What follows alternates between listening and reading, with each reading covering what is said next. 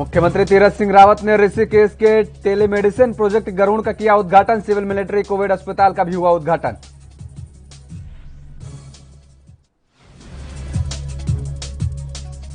ब्रह्म मुहूर्त में धूमधाम से खुले बद्रीनाथ धाम के कपाट। कोरोना के कारण दर्शन पर लगी रोक, सिर्फ मुख्य पुजारी और डीएम रहे मौजूद।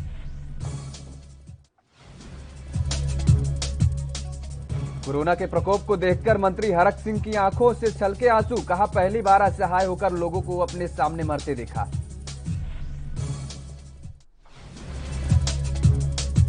उत्तराखंड में कोरोना का कहर जारी। 24 घंटे में मिले 3719 नए संक्रमित। 223 लोगों की हुई मौत। मृतकों की संख्या 5000 पार।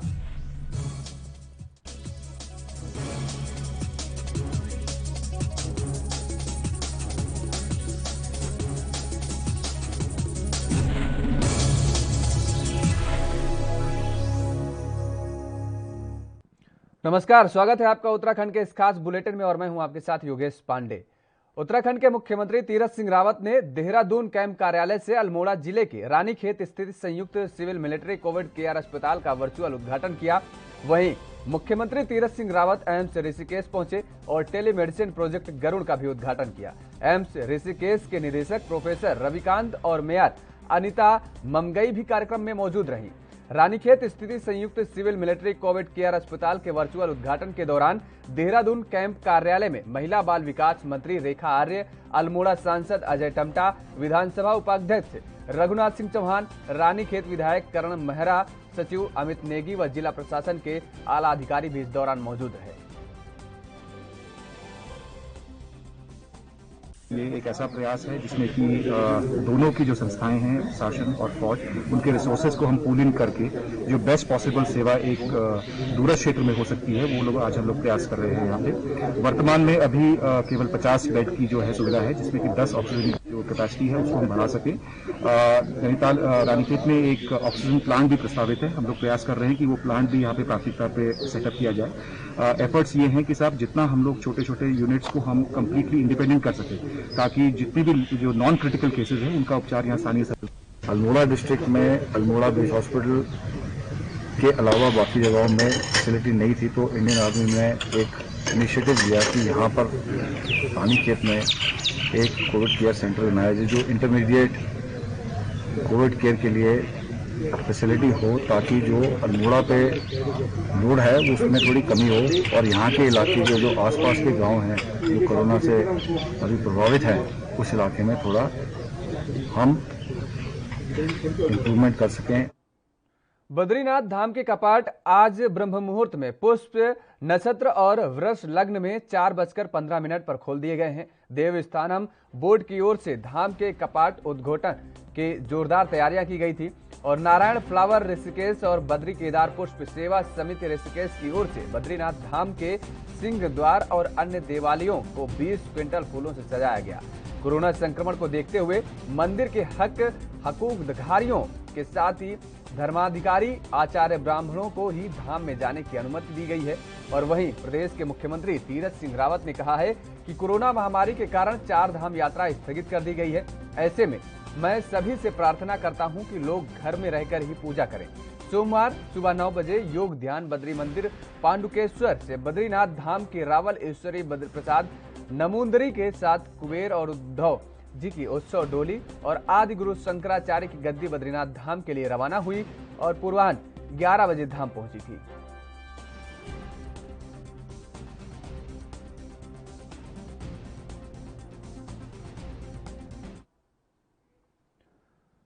Heart care foundation of India के प्रेसिडेंट और आईएमए के पूर्व निदेशक पद्मश्री डॉक्टर के अग्रवाल का सोमवार रात 11:30 बजे निधन हो गया।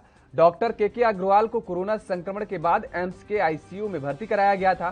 के अग्रवाल ने अपने ट्विटर अकाउंट पर बीते 28 अप्रैल को जानकारी दी थी कि वो कोरोना संक्रमित हो गए हैं। उन्होंने कोरोना वैक्सीन की दोनों डोज ली हुई है। हालांकि कोरोना संक्रमित होने के बावजूद वह लोगों को एकजुट करने के काम में लगे हुए थे और इस बारे में आधिकारिक रूप से जानकारी देते हुए कहा गया, काफी दुख के साथ सूचित किया जा रहा है कि डॉक्टर के अग्रवाल का 17 मई की रात 11:30 बजे के करीब कोरोना से लंबी लड़ाई लड़ते हुए निधन हो गया।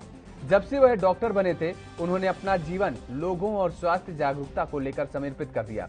डॉक्टर के अग्रवाल हार्ट केयर फाउंडेशन के प्रेसिडेंट थे और इससे पहले वो इंडियन मेडिकल एसोसिएशन के अध्यक्ष भी रह चुके थे। साल 2010 में मेडिकल क्षेत्र में उनके योगदान के लिए भारत सरकार की तरफ से उन्हें पद्मश्री पुरस्कार से सम्मानित भी किया गया था। वहीं उत्तराखंड के सीएम तीरथ सिंह रावत ने ट्वीट कर दुख जताते हुए कहा कि सुविख्यात चिकित्सक पद्मश्री डॉक्टर के अग्रवाल जी के निधन का दुख समाचार मिला। उनका जाना चिकित्सा जगत व देश के लिए बहुत बड़ी क्षति है। ईश्वर दिवंगत आत्मा को शांति दे और अपने चरणों में स्थान दे और शोकाकुल परिवार को इस दुख को सहने की क्षमता प्रदान करे।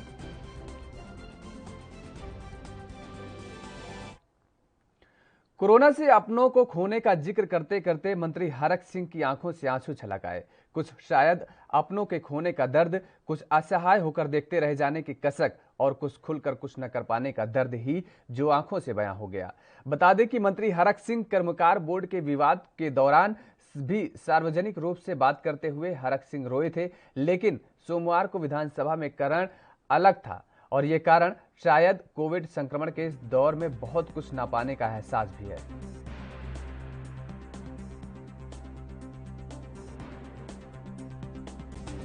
तीन चार दिन के अंदर मैंने देखा कि ये गांव में स्थिति खराब हो गई है और जो शहरों में तो तब भी मैं सोचता हूँ लोग संभल जा रहे हैं।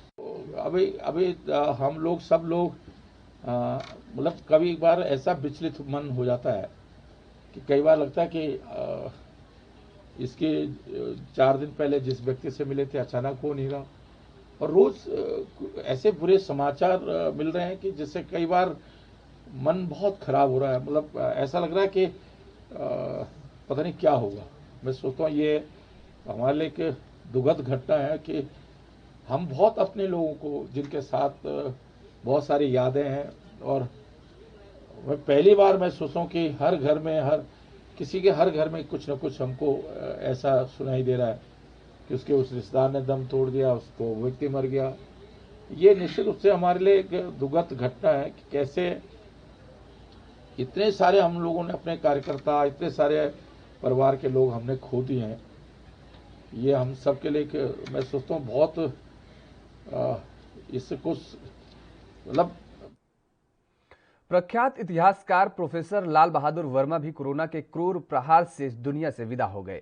बिहार में जन्म, पूर्वी उत्तर प्रदेश के एक छोटे से कस्बे से स्कूली शिक्षा से लेकर फ्रांस की राजधानी पेरिस तक उच्च शिक्षा हासिल करने वाले प्रोफेसर वर्मा ने इतिहास लेखन को एक नई ऊंचाई दी। लेकिन वामपंथी विचारधारा के प्रति उनकी अगाध निष्ठा की वजह से शायद राष्ट्रीय स्तर पर उन्हें वह सम्मान नहीं मिला जिसके वो हकदार थे। प्रोफेसर लाल बहादुर वर्मा का रविवार रात निधन हो गया। उनका इलाज देहरादून के एक अस्पताल में चल रहा था। वे लंबे समय तक इलाहाबाद में रहे। तकरीबन 4 वर्ष पहले देहरादून शिफ्ट हो गए थे। प्रोफेसर वर्मा मौजूदा दौर के उन गिने चुने लोगों में थे जिनकी पुस्तक देश के अधिकतर विश्वविद्यालयों के किसी न किसी पाठ्यक्रम में पढ़ाई जा रही हैं।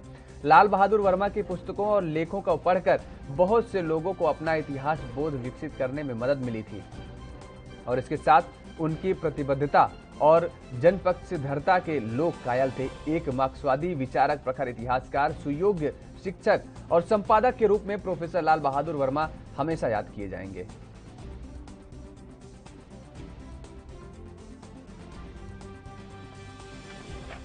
तो प्रख्यात इतिहासकार प्रोफेसर लाल बहादुर वर्मा भी कोरोना के क्रूर प्रहार से इस दुनिया से विदा हो गए और बिहार में जन्म, पूर्व उत्तर प्रदेश के एक छोटे से कस्बे से स्कूली शिक्षा से लेकर फ्रांस की राजधानी पेरिस तक शिक्षा और उच्च शिक्षा हासिल करने वाले प्रोफेसर वर्मा ने इतिहास लेखन को एक नई ऊंचाई दी। लेकिन वामपंथी विचारधारा के प्रति उनकी अगाध निष्ठा की वजह से शायद राष्ट्रीय स्तर पर उन्हें वह सम्मान नहीं मिला जिसके वे हकदार थे। प्रोफेसर लाल बहादुर वर्मा का रविवार को निधन हो गया। यहां रुकते हैं एक छोटे से ब्रेक के लिए। ब्रेक के बाद फौरन हाजिर होते हैं।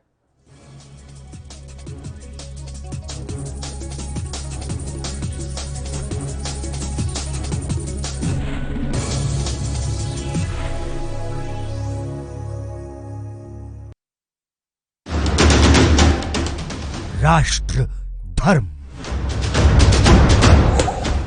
रात 8 बजे सिर्फ ANB न्यूज पर।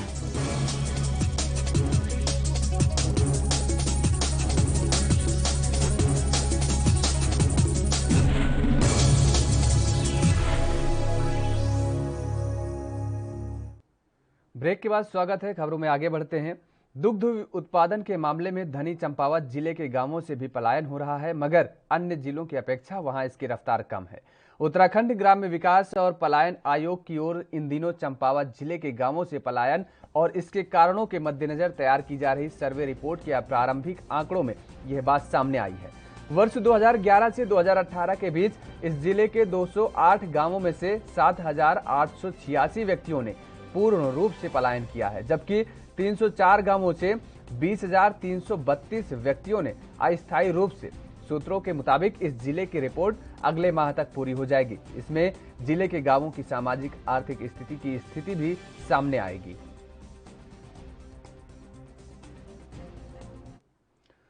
सचिवालय स्थित मीडिया सेंटर में प्रदेश में कोविड-19 की स्थिति को लेकर प्रेस वार्ता का आयोजन किया गया, जिसमें स्वास्थ्य सचिव अमित नेगी ने क्या कुछ कहा, आपको सुनाते हैं। हम लोगों ने पिछले एक महीने के अंतर्गत करीब हमारे जो टोटल ऑक्सीजन बेड्स जो संख्या बढ़ाई है, पिछले एक महीने में अगर कंपैरिजन करेंगे आप 20 अप्रैल के बाद से, तो करीब 2,600 ऑक्सीजन बेड्स, सपोर्टेड बेड्स हम लोगों ने बढ़ाए हैं। करीब आईसीयू बेड 678 और वेंटिलेटर 192 और हम लोगों ने बढ़ा दिए हैं। इससे जो ओवरऑल संख्या हमारी जो हुई है अभी, यदि आप मार्च 2020 से कंपैरिजन करेंगे, मैं आपके सामने समक्ष ये कंपैरिजन इसलिए रख रहा हूं कि राज्य सरकार के द्वारा जो पिछले एक साल से लगातार तैयारियां की जा रही हैं, वो कहीं न कहीं इन आंकड़ों में देखने के लिए मिलती है। मार्च 2020 में हमारे पास ऑक्सीजन सपोर्टेड बेड 673 के आसपास थे, जो आज की डेट में करीब 6,000 के आसपास है। ऑलमोस्ट 7-8 गुना हमारे ऑक्सीजन सपोर्टेड बेड्स बढ़े हैं। इसी प्रकार हमारे आईसीयू बेड्स तो 216 थे मार्च 2020 में, आज की डेट में 1495 हो गए, 1495 हो गए, तो काफी सब्सटैंशियल इंक्रीज हमारे आईसीयू बेड्स में भी हुआ है। इसी प्रकार वेंटिलेटर्स जो हमारे 116 थे, वो फिगर भी हमारा 983 के आसपास हो गया, तो 7-8 गुना हमारे वेंटिलेटर्स में बढ़ोतरी हुई है। ऑक्सीजन सिलेंडर्स जो हमारे करीब 1193 के आसपास थे, आज हमारे पास 10,000 के ऊपर ऑक्सीजन सिलेंडर्स है। एंड पिछले एक महीने में ही हमने करीब 400-500 के आसपास ऑक्सीजन सिलेंडर्स और ऐड करे हैं अपने हेल्थ के आंकड़ों में। इसके बाद ऑक्सीजन कॉन्सेंट्रेटर्स हमारे पास 275 के आसपास थे, जो आज हम डेट अब 1,500 से ऊपर हो चुके हैं। एंड लगातार हमारी टीम का प्रयास है कि oxygen concentrators and oxygen cylinders, हम लोग गवर्नमेंट ऑफ इंडिया को भी रिक्वेस्ट हमने करा है। हमारा CSR सेल काफी एक्टिव है, बहुत अच्छा सपोर्ट एंड कॉपरेशन हमें समस्त ऑर्गेनाइजेशन से, जनता से, सभी से मिल रहा है, और इसके नंबर्स हम लोग सब्सटैंशियली एनहांस करेंगे। इसके बारे में आप सभी को पता है, म्यूकोर माइकोसिस के बारे में, जो ब्लैक फंगस के रूप में जिसको हम लोग बार बार कह रहे, मेरे सहयोगी उसके बारे में अलग से थोड़ी देर में डिटेल में बता। कोरोना के बढ़ते मामलों के बीच अब ब्लैक फंगस ने स्वास्थ्य विभाग के सामने एक नई चुनौती खड़ी कर दी है। उत्तराखंड में अब तक 14 मरीजों में ब्लैक फंगस की पुष्टि हुई है, जिसको लेकर उत्तराखंड शासन के सचिव डॉक्टर पंकज कुमार पांडे ने जानकारी दी।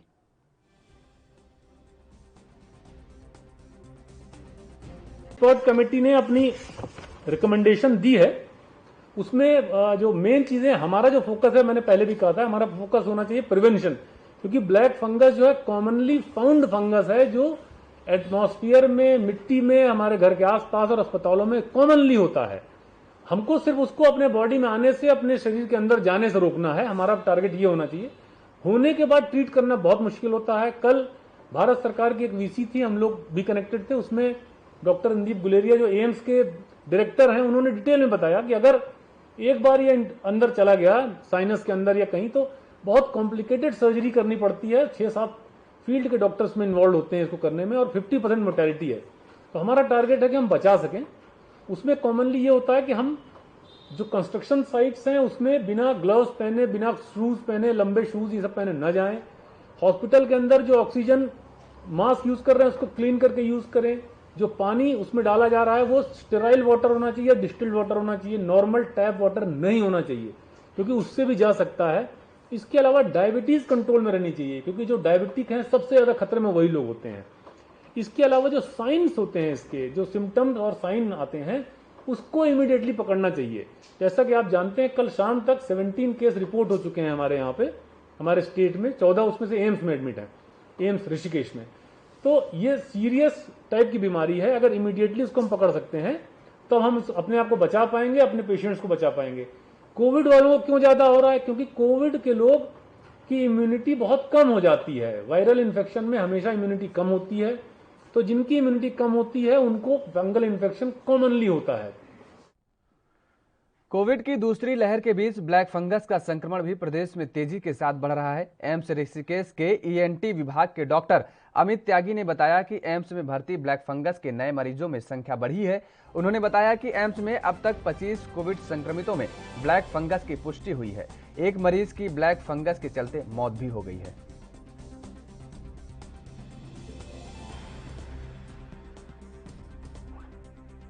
पिछले 10 दिनों में ब्लैक फंगस, काली फफूंद या मेडिकल भाषा में जिसे हम म्यूकोमाइकोसिस कहते हैं, उसके मरीजों की संख्या बढ़ी है।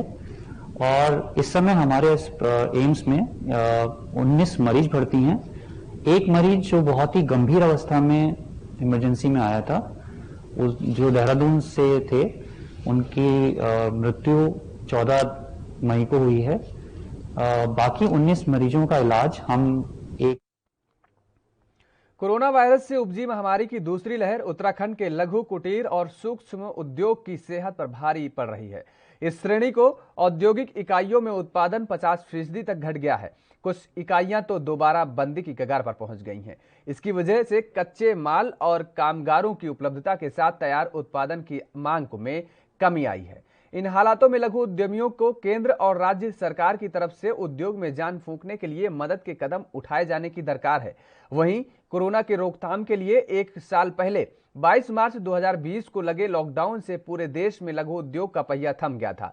राज्य के 3 बड़े औद्योगिक क्षेत्रों सिलकोई, हरिद्वार और काशीपुर में भी 62,000 से अधिक लघु उद्योग इकाइयों में ताले लटक गए थे। लॉकडाउन लागू होने के 67 दिन बाद केंद्र सरकार ने औद्योगिक इकाइयों के जिला प्रशासन की अनुमति के बाद 30% श्रमिकों के साथ उत्पादन शुरू करने की इजाजत दी थी। इसके बाद अनलॉक में प्रतिबंध लगातार कम होते गए।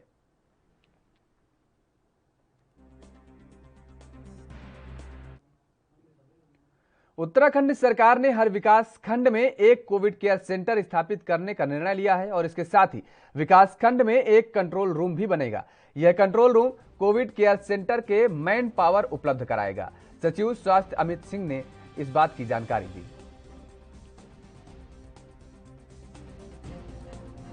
हमने एक नई व्यवस्था प्रारंभ की है जिसको हम लोग डिसेंट्रलाइज कोविड केयर सिस्टम बोल रहे हैं। इसके तहत हम लोग सब्सटेंशियली जो कोविड केयर सिस्टम हमारा है, ये सिटीज के साथ साथ हमारा पेरी अर्बन एरियाज और हमारे रूरल एरियाज में भी इस तरह का सिस्टम स्टैब्लिश होगा। इसके लिए हमारे अलग अलग स्टेप्स हमने लिए हैं। काफी डिटेल गवर्नमेंट ऑर्डर जारी किया है, मेरे ख्याल से आप सभी ने वो देख लिया होगा। इसमें हमारा मुख्यतः पहल ये है कि हम लोग सभी ब्लॉक्स में या तहसील में जहां पर भी हमारी कोई रूरल इकाई है, वहां पर एटलीस्ट एक कोविड केयर सेंटर स्थापित करें। वो कोविड केयर सेंटर हमारा एग्जिस्टिंग CSC हो सकता है, वो कोविड केयर सेंटर हमारी कोई होटल या कोई हमारा ब्लॉक में कोई यदि कोई फंक्शनल आपका कोई अन्य रेजिडेंशियल ऐसा अपार्टमेंट है या कोई ऐसी बिल्डिंग है, गवर्नमेंट बिल्डिंग, जिसको हम यूज कर सके। हम लोग ये प्रयास करेंगे कि सभी ब्लॉक्स में हमारे कंट्रोल रूम हो। उन सभी कंट्रोल रूम्स को मैन करने के लिए 24/7 एटलीस्ट मैन पावर हो। साथ ही साथ हमारा अब ये भी प्रयास रहेगा कि मोबाइल टेस्टिंग लैब्स अपनी करेंगे, जिसमें सैंपलिंग हेतु सभी ब्लॉक्स में हमारी मोबाइल यूनिट्स अवेलेबल हो। फिलहाल यहां रुकते हैं एक और छोटे से ब्रेक के लिए। ब्रेक के बाद फौरन हाजिर होते हैं।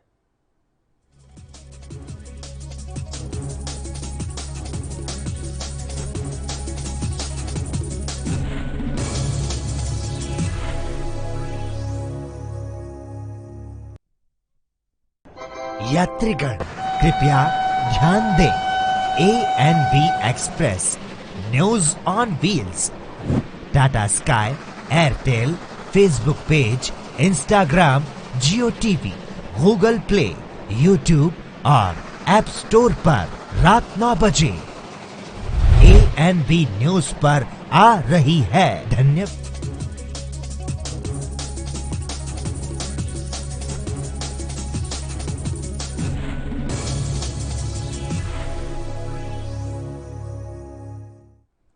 ब्रेक के बाद एक बार फिर आप सभी का स्वागत है। खबरों में आगे बढ़ेंगे। उत्तराखंड में कोरोना संक्रमण के मामलों में कमी होने लगी है, लेकिन मौत के मामले कम नहीं हो रहे हैं।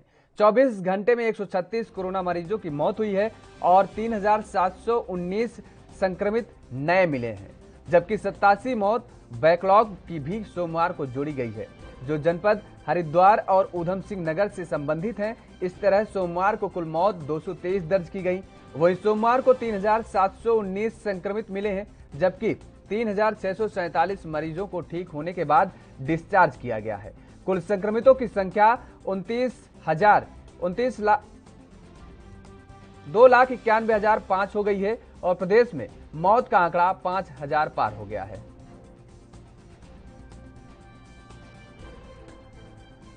तो उत्तराखंड में कोरोना संक्रमण के मामलों में कमी होने लगी है, लेकिन मौतों का आंकड़ा कम होने का नाम नहीं ले रहा है। 24 घंटे में नए कोरोना मरीजों का अगर जिक्र करें तो उसकी संख्या 136 हुई है और जबकि 3,719 संक्रमित टोटल मिले हैं और जबकि 87 मौत बैकलॉग की भी सोमवार को जोड़ी गई है, जो जनपद हरिद्वार और इसके साथ ऊधम सिंह नगर से संबंधित है। इस तरह सोमवार को कुल मौत 223 दर्ज की गई है और वहीं सोमवार का अगर जिक्र करें तो सोमवार को 3,719 नए संक्रमित मिले हैं, जबकि 3,647 मरीजों को ठीक होने के बाद डिस्चार्ज किया गया है। पिछले 24 घंटे का ये उत्तराखंड पूरे प्रदेश का आंकड़ा है और कुल संक्रमितों की संख्या 2,91,500 हो गई है। अब तक प्रदेश भर में मौत का आंकड़ा 5,000 के पार हो गया है। तो लगातार मामले कम हो रहे हैं, लेकिन मौतों का आंकड़ा अभी थमने का नाम नहीं ले रहा है। प्रदेश में लगातार मौतों की संख्या वैसे ही देखने को मिल रही है। तो अब तक प्रदेश भर का अगर जिक्र करें तो प्रदेश में 2,91,500 कोरोना संक्रमितों की संख्या हो चुकी है और लगभग 5,000 के पार लोग काल के गाल में भी समा गए। देहरादून को कोरोना से जूझते हुए 14 माह हो चुके हैं। 15 मार्च 2020 को प्रदेश में कोरोना संक्रमण का पहला मामला दून में सामने आया था। बीते साल सितंबर में यहां कोरोना का संक्रमण चरम पर था और इस साल जनवरी फरवरी तक दून संक्रमण से मुक्ति की तरफ बढ़ने लगा था। सरकारी मशीनरी ने लंबी कसरत के बाद राहत की सांस ली ही थी कि कोरोना की दूसरी लहर जोर मारने लगी। अप्रैल के आरंभ में इसके संकेत मिलने लगे थे और माह के मध्य से आंकड़े उछाल मारने लगे। मई में अचानक कोरोना संक्रमण का ऐसा प्रसार हुआ कि सभी इंतजाम बौने नजर आने लगे। मई के बीते दिन कितने भारी पड़े, इसका अंदाजा ऐसे लगाया जा सकता है कि दून में 14 माह में आए कोरोना के कुल मामलों में 61% इस मई के 16 दिन में ही दर्ज किए गए हैं।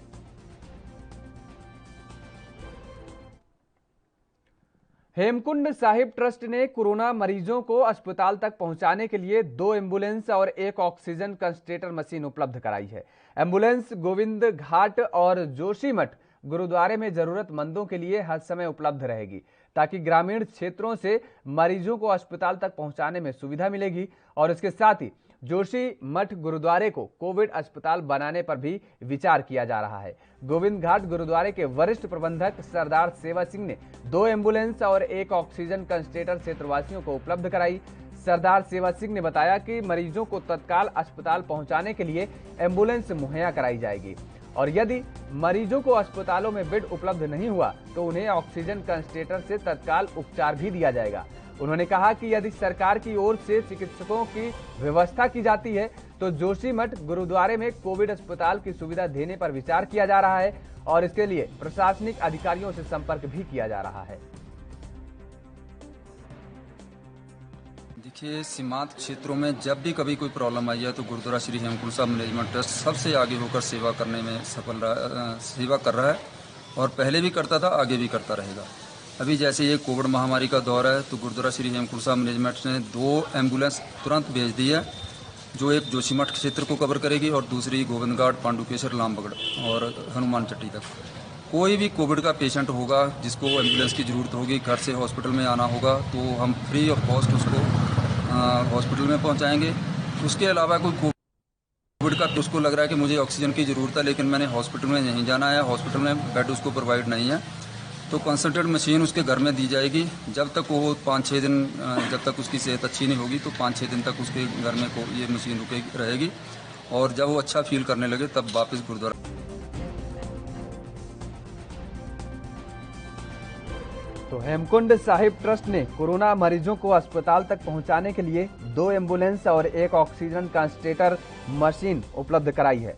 एम्बुलेंस गोविंद घाट और जोशी मठ गुरुद्वारे में जरूरतमंदों के लिए हर समय उपलब्ध रहेगी, ताकि ग्रामीण क्षेत्रों से मरीजों को अस्पताल तक पहुंचाने में सुविधा मिलेगी। और इसके साथ ही जोशी मठ गुरुद्वारे को कोविड अस्पताल बनाने पर भी विचार किया जा रहा है। गोविंद घाट गुरुद्वारे के वरिष्ठ प्रबंधक सरदार सेवा ने इस बात की जानकारी दी है कि 2 एम्बुलेंस और 1 ऑक्सीजन कंसंट्रेटर क्षेत्रवासियों को उपलब्ध कराई गई है। सरदार सेवा सिंह ने यह भी बताया कि मरीजों को तत्काल अस्पताल पहुंचाने के लिए एम्बुलेंस मुहैया कराई जाएगी, और यदि मरीजों को अस्पतालों में बेड उपलब्ध नहीं हुआ तो उन्हें ऑक्सीजन कंसंट्रेटर से तत्काल उपचार भी दिया जाएगा। उन्होंने यह भी कहा कि यदि सरकार की ओर से चिकित्सकों की व्यवस्था की जाती है तो जोशी मठ गुरुद्वारे में कोविड अस्पताल की सुविधा देने पर भी विचार किया जा रहा है, और इसके लिए प्रशासनिक अधिकारियों से वो लोग संपर्क भी कर रहे हैं।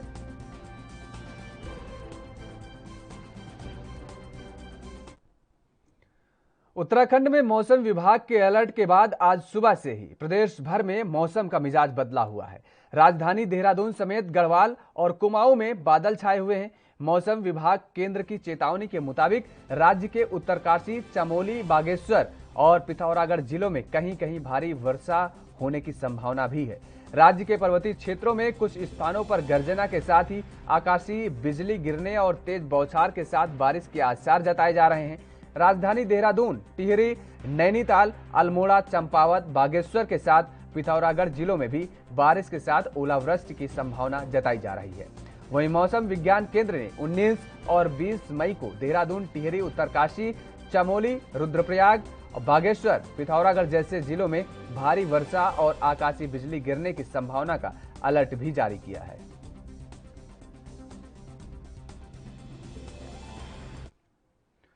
तो उत्तराखंड के इस खास बुलेटिन में मेरे साथ फिलहाल इतना ही। खबरों के लिए आप लगातार बने रहिए एएनबी न्यूज के साथ।